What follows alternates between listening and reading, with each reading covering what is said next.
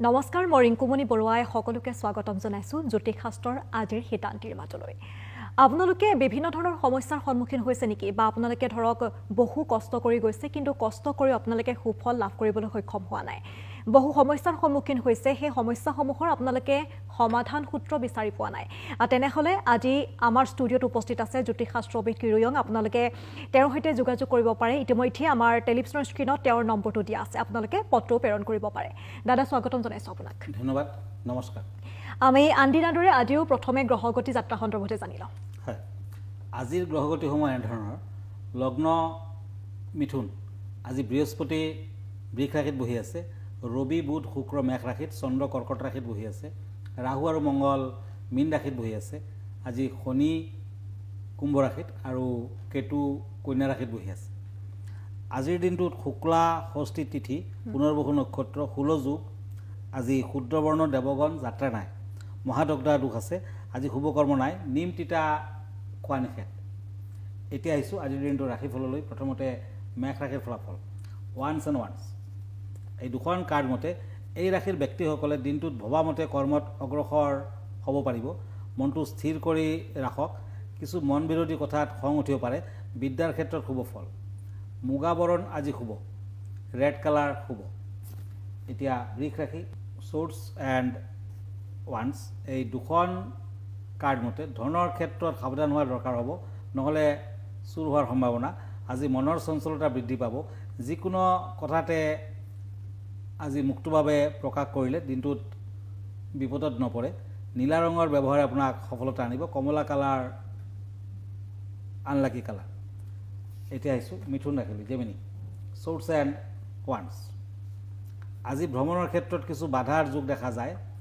আজি শৰীৰ হঠাৎ অসুস্থ হ'ব পাৰে আপন মানুহৰ লগত উদ্বেগ অশান্তি আদিৰ কাৰকতা আজি নিৰামিষ আহাৰ গ্ৰহণ কৰক বিদ্যাত শুভ ফল দাম্পত্যত শুভ ফল চকলেট কালাৰটো লাকি কালাৰ আনলাকি কালাৰ হ'ব য়েলো কালাৰ কৰ্কট ৰাশি কেঞ্চাৰ শ্বৰ্টছ এণ্ড কাপছ এই দুখন কাৰ্ড মতে দিনটোত মোটামুটি ভালে পাৰ হ'ব তথাপিও সতৰ্কতা অৱলম্বন কৰক আজি যোগাযোগ আদিত মন আনন্দিত হ'ব হালধীয়া ৰঙৰ ব্যৱহাৰে জীৱনলৈ সুখ আনিব আজি শিক্ষাৰ দিশত শুভ ফল নিৰামিষ খাদ্য গ্ৰহণ কৰক আজিৰ দিনটোৰ lucky colour yellow unlucky colour red দাদা আমি এখন পত্ৰ লৈ লওঁ এখন পত্ৰ তেওঁ লিখিছে যে বিদ্যা লাভত মনোযোগ বৃদ্ধিৰ কিবা উপায় দিব নেকি হয়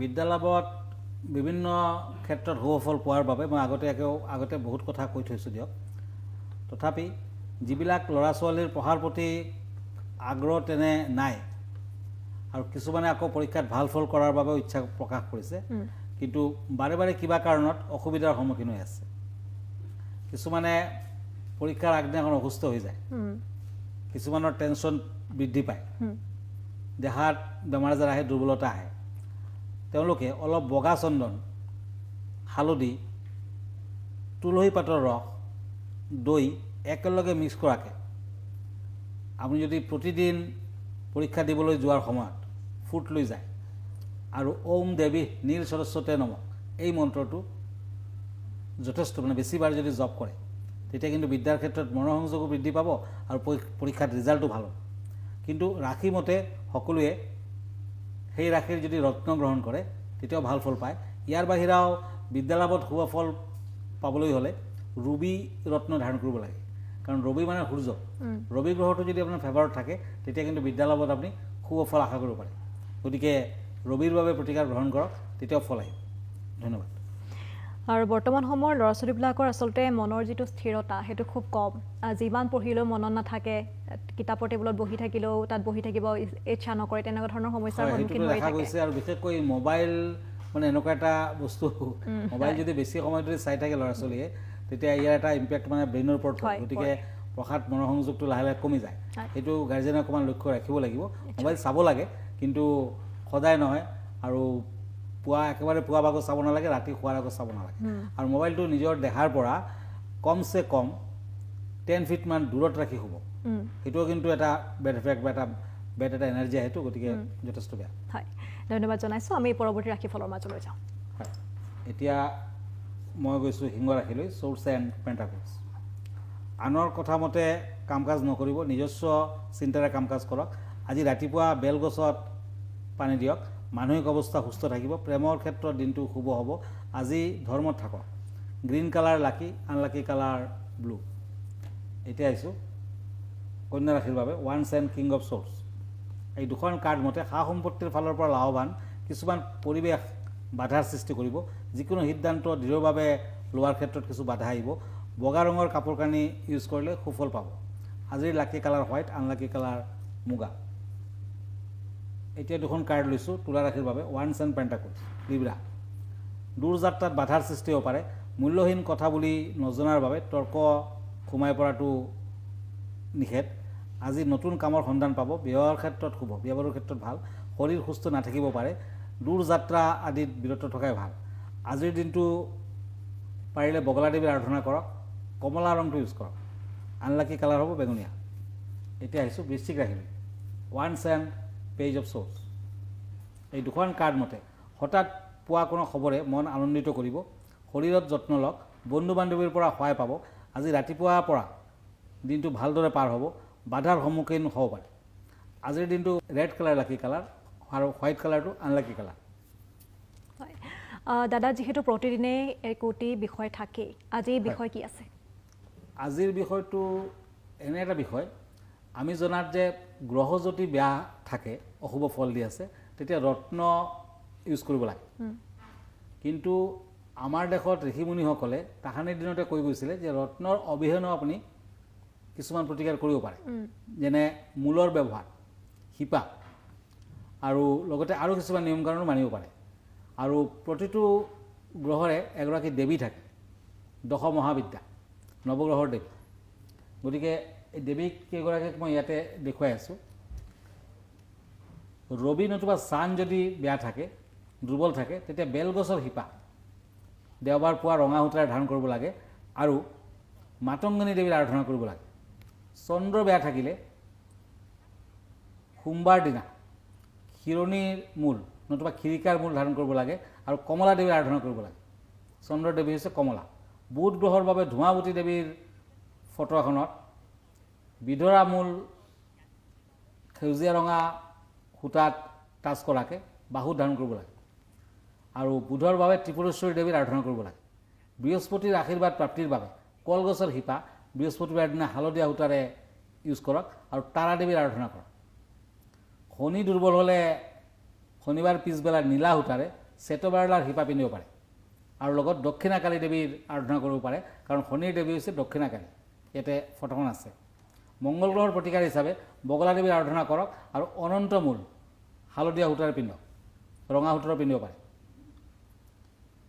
শুক্ৰ দুৰ্বল হ'লে ৰামবাহকৰ মূল শুক্ৰবাৰ দিনা ধাৰণ কৰিব পাৰে আৰু দেৱী ভুৱনেশ্বৰীৰ পূজা পাতল কৰক।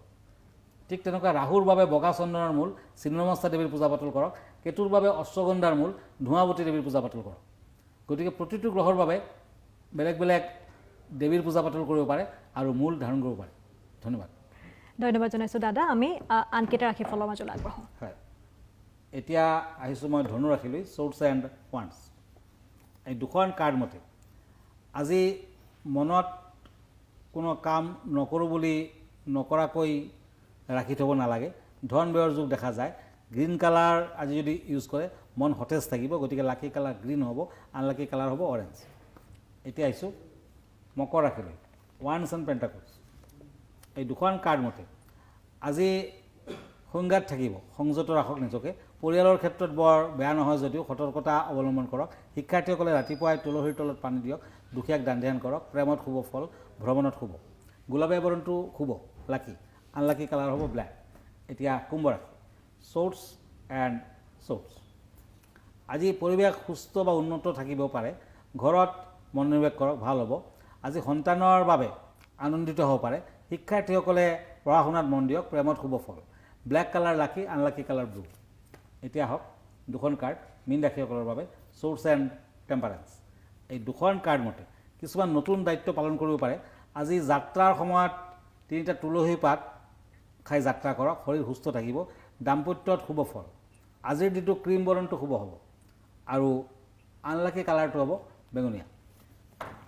ধন্যবাদ জনাইছোঁ দাদা আমি এনেদৰে আপোনালোকে প্ৰতিদিনা পুৱা আপোনালোকে পাব যিহেতু প্ৰতিদিনে উপস্থিত থাকিব আৰু আপোনালোকৰ যদি সমস্যাসমূহৰ কিবা সন্মুখীন হৈছে সেই সমস্যা সন্দৰ্ভত আমালৈ পত্ৰ লিখক বা আপোনালোকে ফোনযোগে যোগাযোগ কৰিব পাৰে দাদা আপোনাৰ ঠিকনাটো এবাৰ জনাব হয় আমাক ফ'ল' কৰিব হ'লে আপুনি ৰত্নকুবেৰ কিৰয়াঙত ফেচবুকত ফ'ল' কৰিব পাৰে ইনষ্টাগ্ৰামত ফ'ল' কৰিব পাৰে আৰু ইউটিউব চেনেলটো ফ'ল' কৰিব পাৰে আৰু যদি ব্যক্তিগতভাৱে লগ ধৰিব খুজিছে আমাৰ ঠিকনা astrologer Kiryang Ratnakuber gems and jewellery Manipuri Basti Guwahati 7 phone নম্বৰটো হ'ল 9957111171 আৰু আমাৰ ইমেইল এড্ৰেছটো হ'ল kiroyangastrologer@kiroyang.com ধন্যবাদ নমস্কাৰ আৰু ইয়াৰ লগে লগে অনুষ্ঠানটিৰ পৰা মই ৰিংকুমণি বৰুৱাই বিদায় লৈছোঁ ধন্যবাদ